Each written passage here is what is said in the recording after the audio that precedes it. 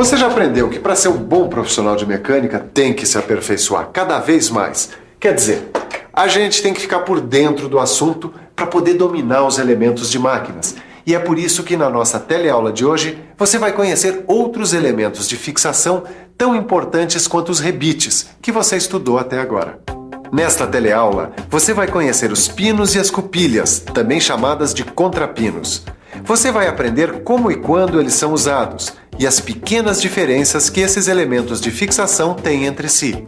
Para ficar afiado nessa matéria, o melhor que você tem a fazer é ficar ligado na nossa teleaula.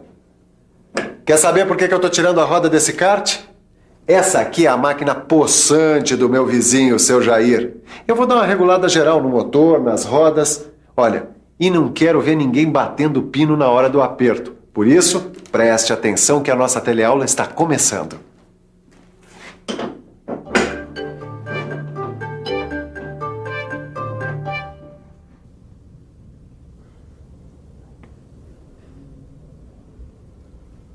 O que é, Titão? Tá hipnotizado aí, é? Ô, Silvio, eu tô viajando, cara.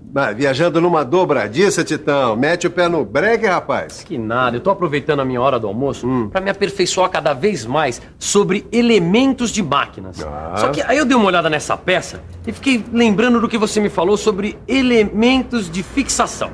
Bom, se a gente olhar com muita atenção, todas as máquinas dessa oficina aqui, elas só funcionam pelo trabalho dos elementos de fixação. É isso aí, Titão. Tito, é muito comum na mecânica a necessidade da união de peças como chapas, perfis, barras. Qualquer tipo de construção, por mais simples que seja, como por exemplo essa dobradiça, exige a união de peças entre si. Só que a união dessas peças é feita através do pino. Tô certo, mestre? Nesse caso aqui, sim. Agora, o que você não deve esquecer é que muitas vezes as uniões mecânicas são feitas por pinos diferentes uns dos outros. Ah, que bom. Agora eu gostaria que você me desse uma mãozinha pra tirar esse pino dessa dobradiça, que tá me dando o maior trabalho. Isso aqui é serviço para a nossa amiga Morsa. Morsa? É, com a ferramenta certa, no local certo.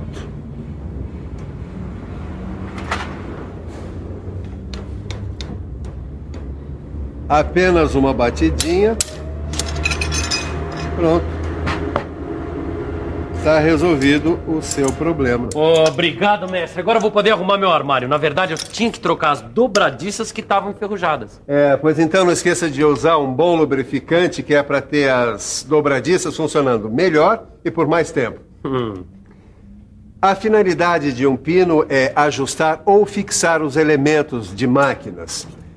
Pode-se dizer que os pinos permitem fazer as uniões mecânicas entre duas ou mais peças, estabelecendo uma conexão entre elas. Poxa, esse pessoal aqui do Senai leva o estudo da mecânica a sério. É só perguntar que eles têm a resposta na ponta da língua. Quer ver? Meu amigo, o que é um pino? O pino é um elemento mecânico que une peças articuladas ou não.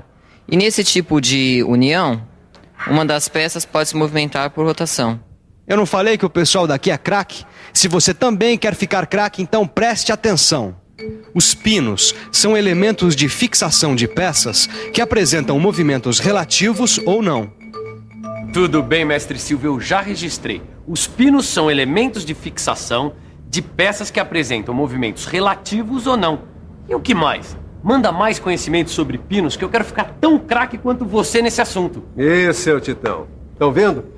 Aprendiz é assim, tem que estar sempre querendo aprender mais e mais. Pois muito bem, vamos lá. Dá só uma olhada nos pinos que tem aqui. Veja, o pino 1 é chamado pino cônico. É só observar o formato dele. Esse aí é o pino cônico com rosca. É porque ele é rosqueado na parte superior? Isso mesmo, Tito. Depois vem esse outro tipo de pino. Que é um pino cilíndrico. E esse outro é um pino elástico, não é? Certo. Ele tem esse nome porque é seccionado no sentido vertical. Se você prestar bem atenção, vai entender o porquê daquela fenda. Eu acho que é quando ele é aplicado às peças, pode exercer uma pressão nas paredes do conjunto. É isso aí, Titão. Dá gosto ensinar pra você. Você vai ser um mecânico de mão cheia, rapaz. Também com um mestre como Silva e a ajuda do livro do Telecurso 2000, nem é tão difícil assim. No livro de estudos tem até um quadro que mostra os vários tipos de pinos. É só parar e pesquisar.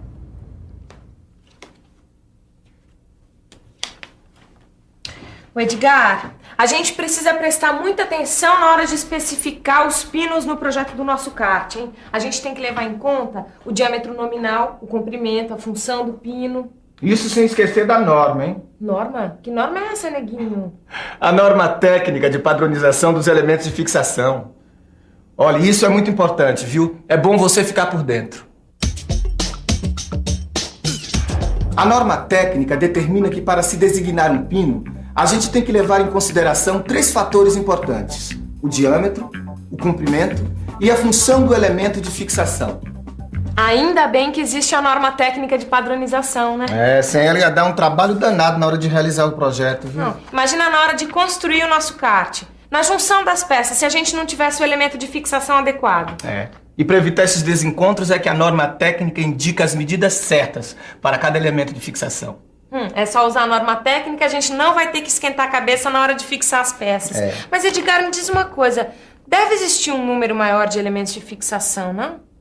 Mestre Silvio, você me dá mais uma mão aqui, ó. São muitos os tipos de elementos de fixação. Por exemplo, ó, pino tubular partido. Tá na mão.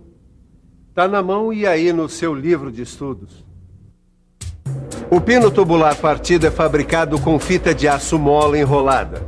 Quando introduzido no furo, ele se prende na parede do furo pela força elástica de aperto. O furo não precisa ser alargado e esse tipo de união se solta facilmente quando existe vibração ou solicitação frequente.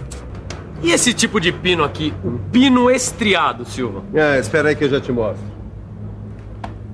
Olha, é esse aqui.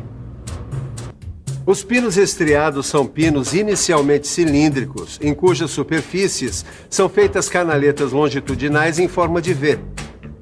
Na montagem, o pino estriado é forçado para dentro do furo do alojamento, cujo diâmetro é menor do que o diâmetro externo do pino. Sendo o diâmetro do pino maior que o do furo, ocorre deformação em suas estrias devido à pressão que exerce, promovendo a união da peça por atrito. Como nos pinos tubulares partidos ou elásticos, esses tipos de pinos não requerem alargamentos especiais para a preparação dos furos. Sabe, mestre Silva, eu andei observando que nem todos os pinos estriados têm estrias em todo o seu comprimento. Isso vai depender da necessidade de se ter maior ou menor pressão no local.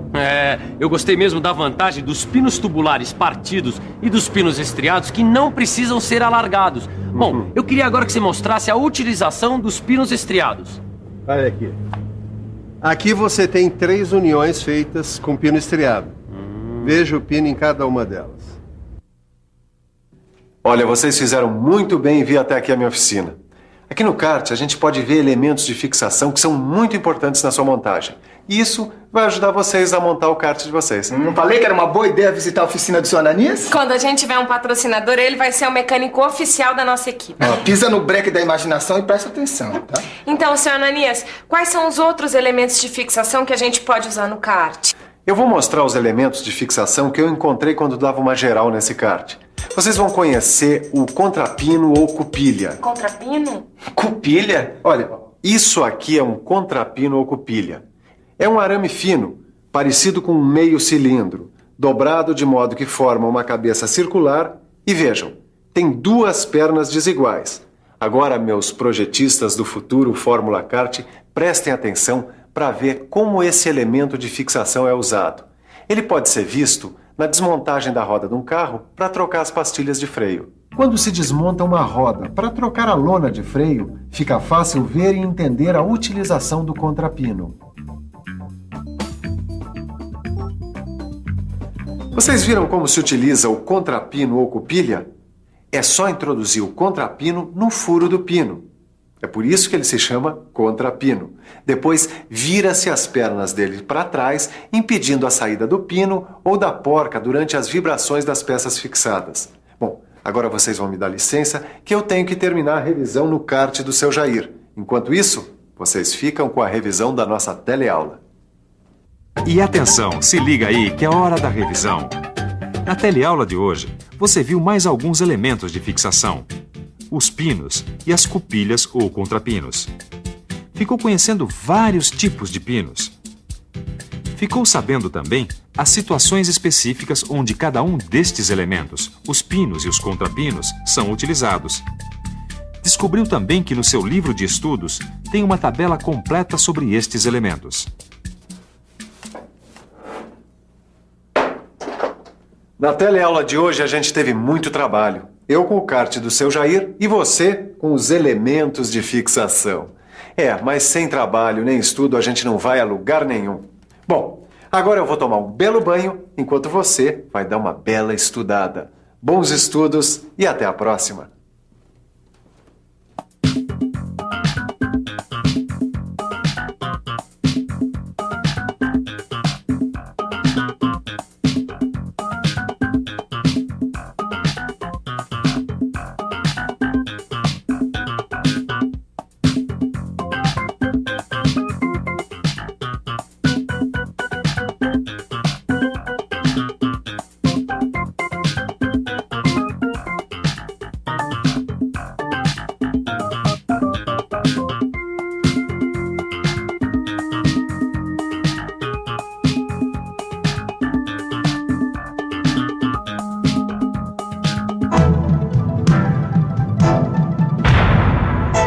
Telecurso 2000, um programa de educação do Sistema Fiesp e da Fundação Roberto Marinho.